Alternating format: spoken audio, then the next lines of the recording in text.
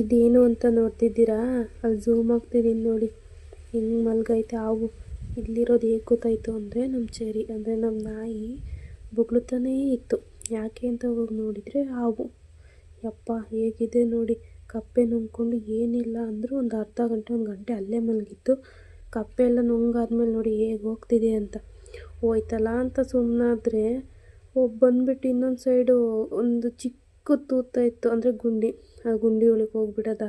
ಅದನ್ನೇ ಕಾಯ್ಕೊಂಡು ಕೂತಿದ್ದು, ಅದು ಹೋಗೋವರೆಗೂ ಕಾಯ್ಕೊಂಡು ಕೂತಿದ್ದು. ಹೋದ್ಮೇಲೆ ನೋಡಿ ಹೆಂಗೆ ಬಗ್ಗೆ ನೋಡ್ತೈತೆ. ಹೋದ್ಮೇಲೆ ನಾನು ತಾತ ಇಬ್ಬರು ಸೇರಿಯಾಗಿ ಗುಂಡಿ ಮುಚ್ಚಾಕ್ಬಿಟ್ವಿ ಗೈಸ್. ಇಡೀ ದಿನ ಬರೀ ಹಾವಿಂದೇ ಆಗೋಯ್ತು ನಮಗಂತೂ. ಆಮೇಲೆ ಅಪ್ಪ ಪಪ್ಸ್ ತೊಗೊಂಡು ಬಂದಿತ್ತು, ಪಪ್ಸ್ ತಿಂದ್ಕೊಂಡು ಆಮೇಲೆ ನಮ್ಮ ಕರಿಯ ಬಂದ. ಅವನಿಗೆ ಒಂಚೂರು ಪಪ್ಸ್ ಹಾಕ್ಬಿಟ್ಟು ಇಬ್ಬರು ಪಪ್ಸ್ ತಿಂದ್ವಿ ಗೈಸ್.